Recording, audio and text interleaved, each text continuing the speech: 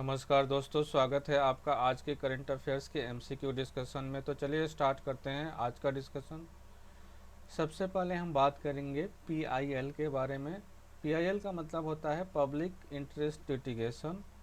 इसका जो उद्देश्य है वो सिंपल सा है कि कोई व्यक्ति अगर अपने से कानूनी सलाह नहीं ले सकता है, कानून के पास नहीं जा सकता है, उसके साथ कहीं कोई नाइंसाफ़ी हुई है, उसको न्याय नहीं मिला है, तो उसके बदले कोई अन्य व्यक्ति जो जानकार है, जिसको पता है कि हाँ कानून किस संदर्भ में क्या करता है, उसके द्वारा पीआईएल दायर किया जा सकता है। इसका मतलब होता है जनहित याचिका दायर करना। खबर ये है कि सुप्रीम कोर्ट के द्वारा कहा गया है, all PILs are focused on policy matters, genuine PIL are being missed. मतलब जो वर्तमान में एक पीआईएल दायर किया गया था, जिसमें कहा गया था कि जो कहा गया था कि misuse of PIL was raise concern. इस पीआईएल में कहा गया था कि government to set up an independent body to regulate content on OTP and other platform. तो सुप्रीम कोर्ट में किसी के द्वारा एक पीआईएल दायर किया गया था, जिसमें कहा गया था कि आप सरकार को ये आदेश दीजिए कि सरकार एक इंडिपेंडेंट बॉडी बनाए, ताकि जो भी ओटीटी प्लेटफॉर्म पे कंटेंट डाला जा रहा है उसको रेगुलेट किया जा सके।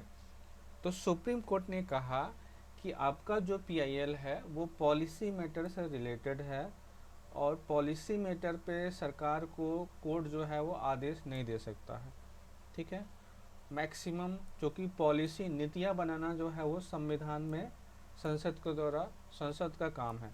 तो इसलिए सुप्रीम कोर्ट ने कहा, और सुप्रीम कोर्ट ने ये कंसर्न जाहिर किया कि अभी जो वर्तमान में जितनी भी पीआईएल आ रही हैं, उसमें मैक्सिमम जो पीआईएल है उसमें कहा जा रहा है कि आप सरकार को इस बात के लिए आदेश दे दीजिए जो कि पॉलिसी मैटर्स है।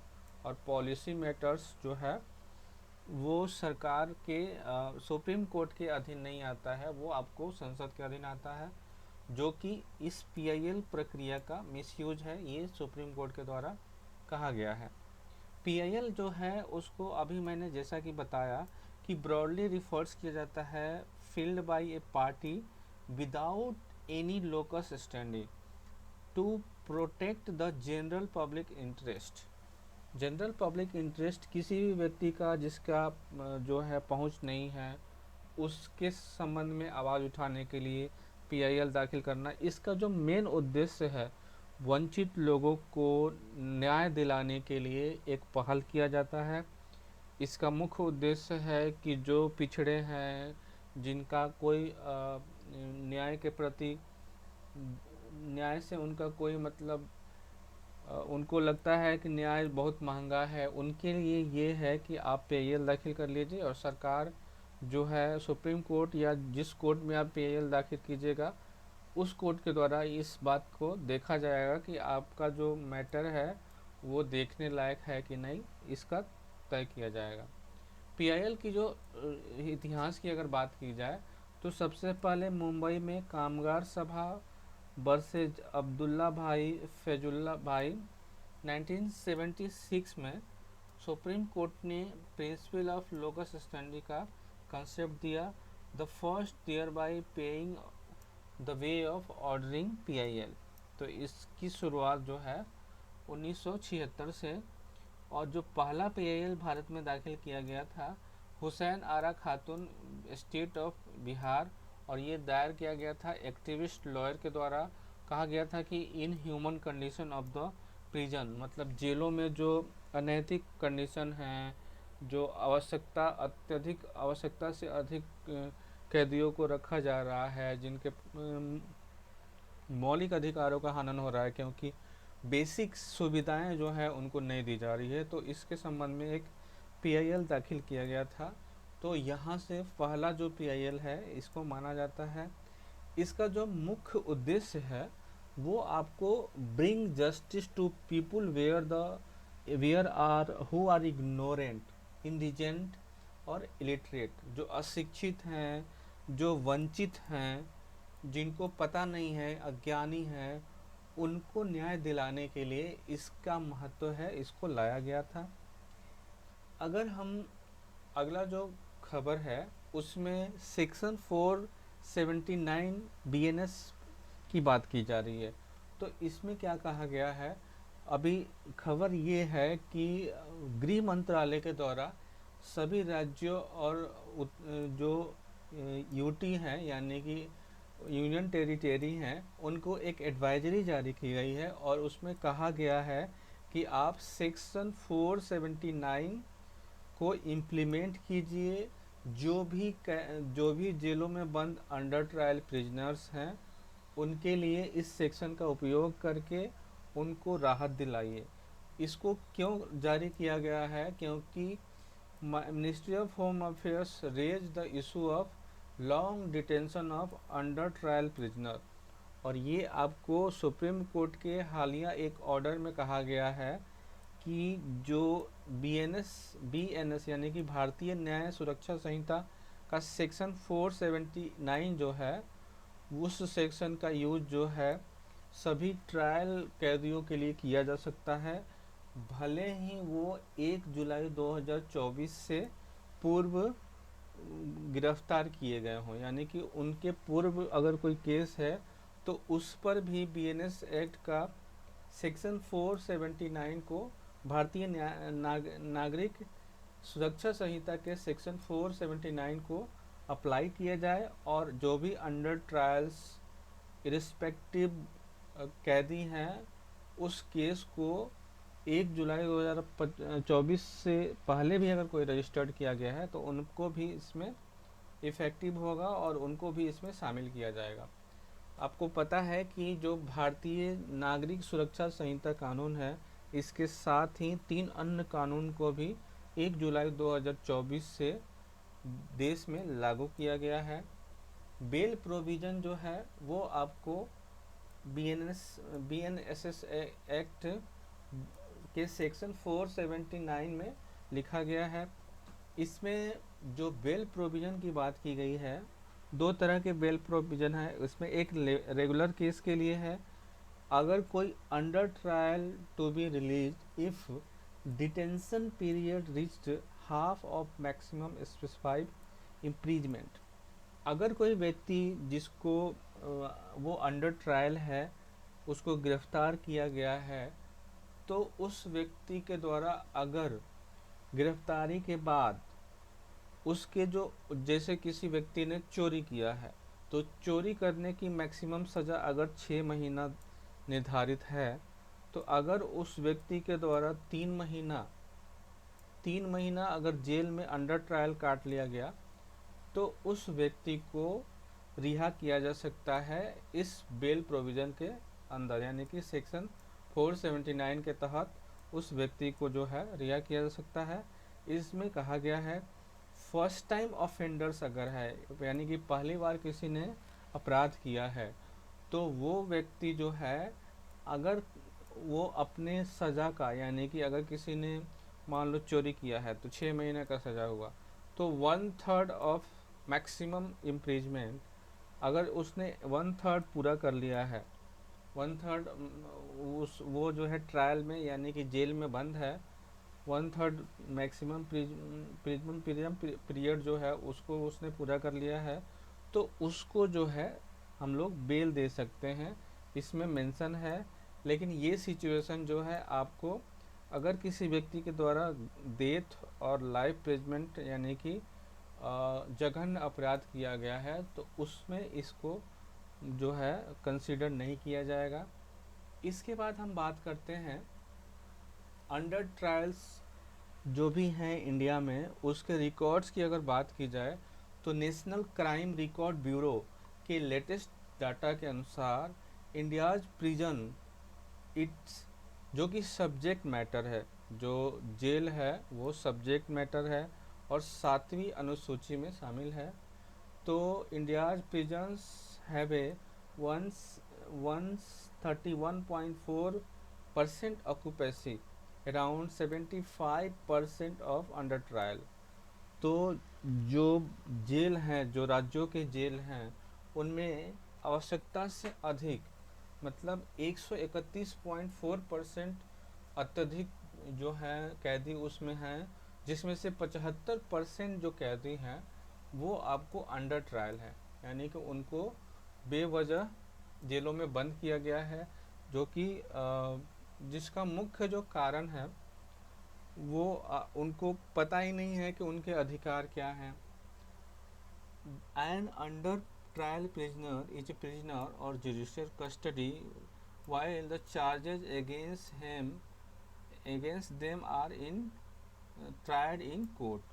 तो जो अंडर ट्रायल प्रिजनर होते हैं, मतलब उनके खिलाफ जो है चार्जशीट दाखिल नहीं हुई होती है, वो कोर्ट में मामला चल रहा होता है और उनको जेल काटना पड़ता है। तो इसके संबंध में है कि भारत में ऑक्यूपेसी जो है वो बहुत ज़्यादा है। 70% जो कैदी हैं वो अंडर ट्रायल वाले हैं, तो उनको देखने की ज़रूरत है क्या रीजन है higher number of under trial prisoner.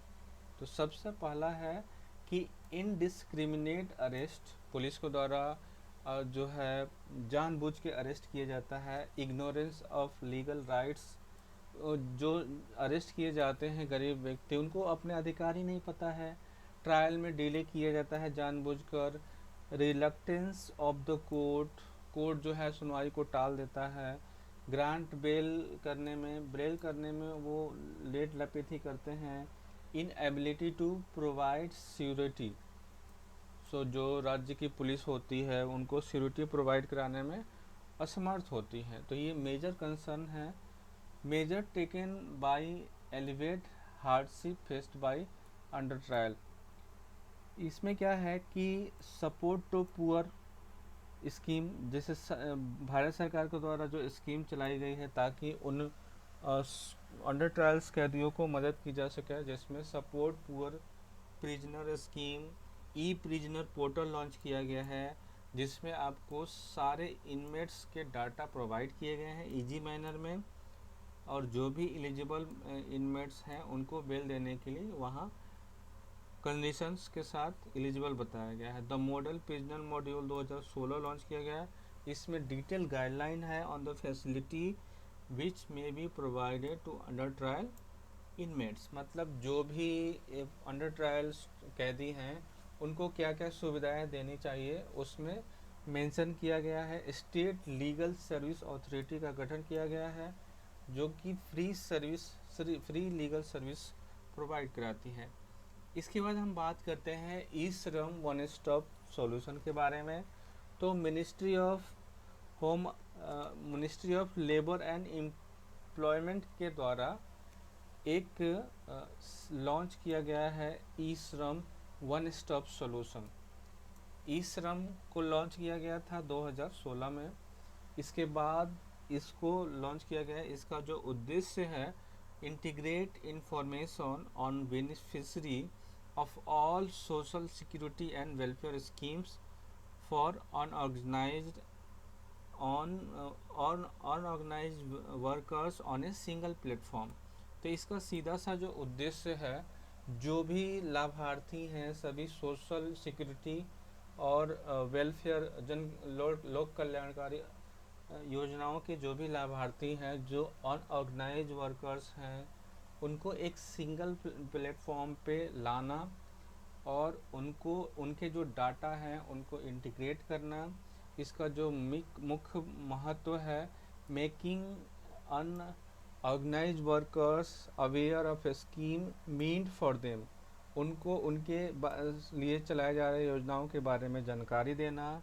Ensure easy access to these program, और उनके द्वारा इन प्रोग्राम्स यानी कि योजनाओं का लाभ कैसे लिया जाएगा, इसको सुनिश्चित करने के लिए इजी एक्सेस प्रक्रिया प्रोवाइड कराना।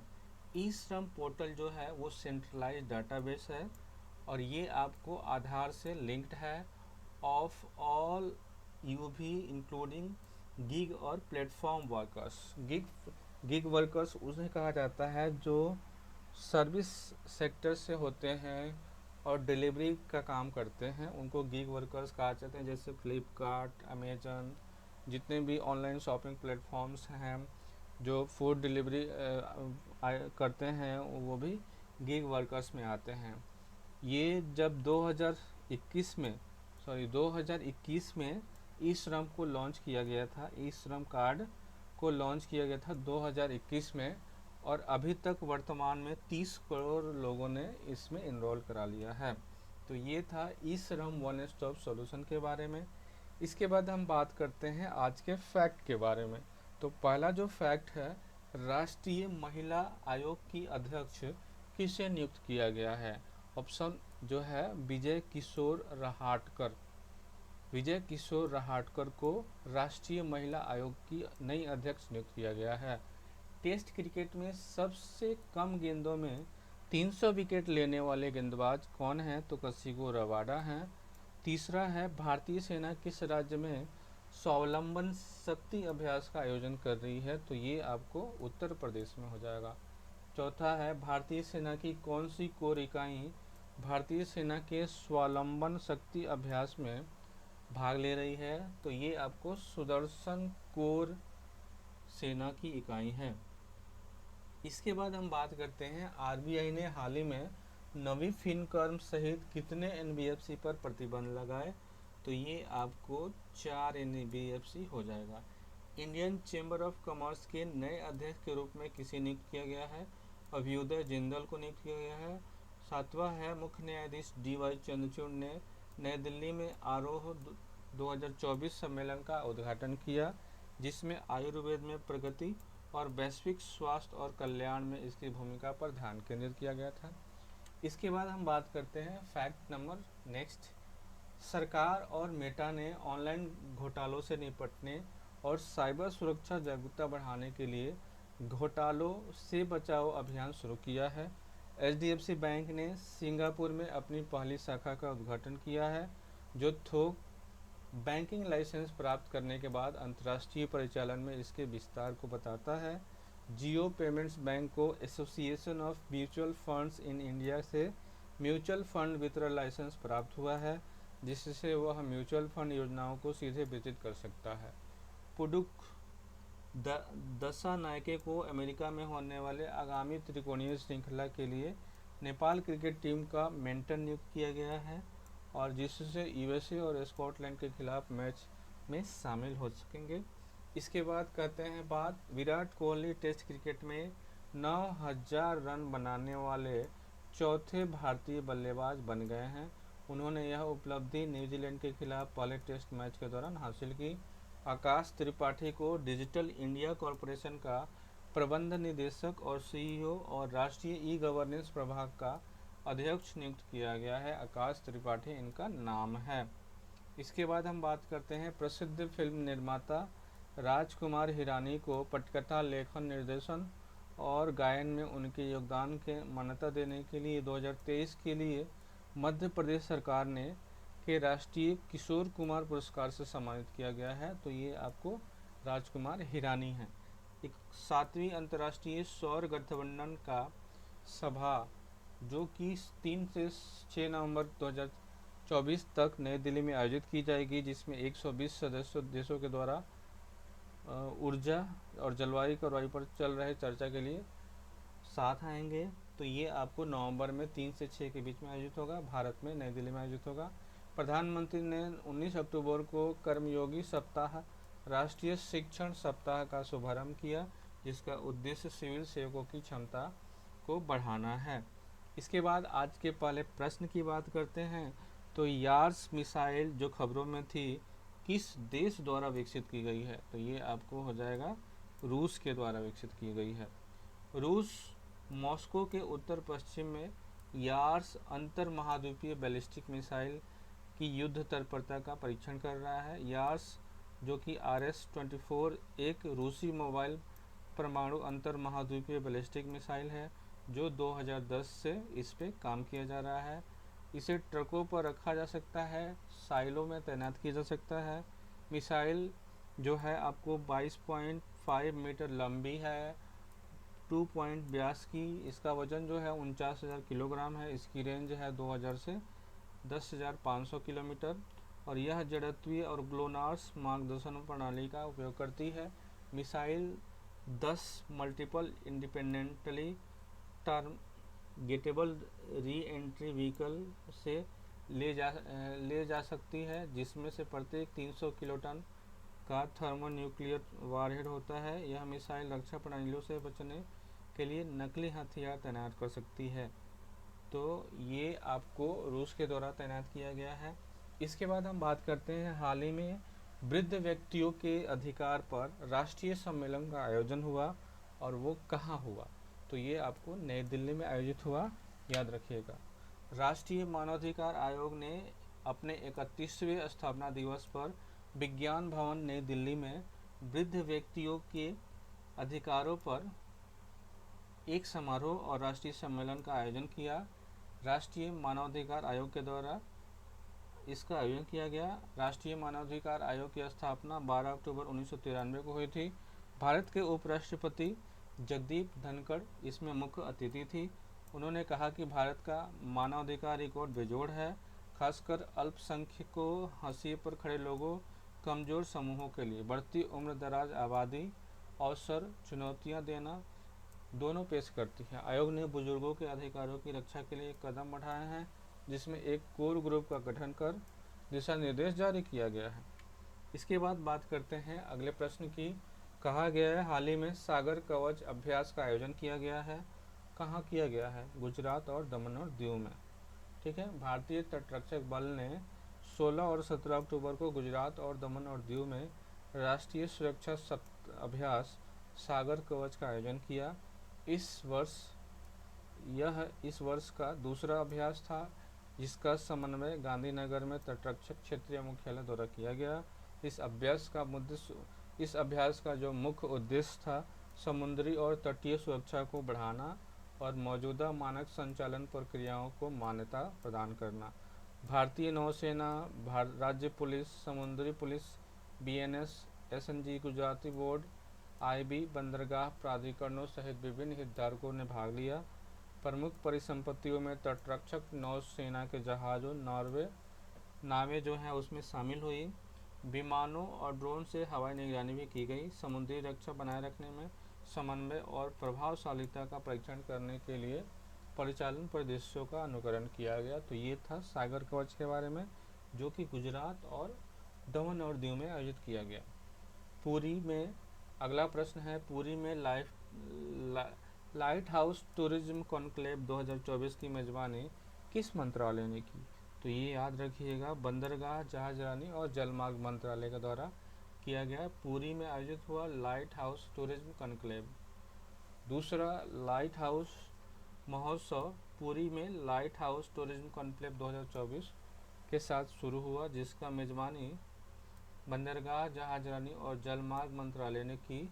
इसमें सरकारी अधिकारियों, पर्यटन विशेषज्ञों, संरक्षणवादियों सहित 100 से अधिक प्रतिभागियों ने भाग लिया।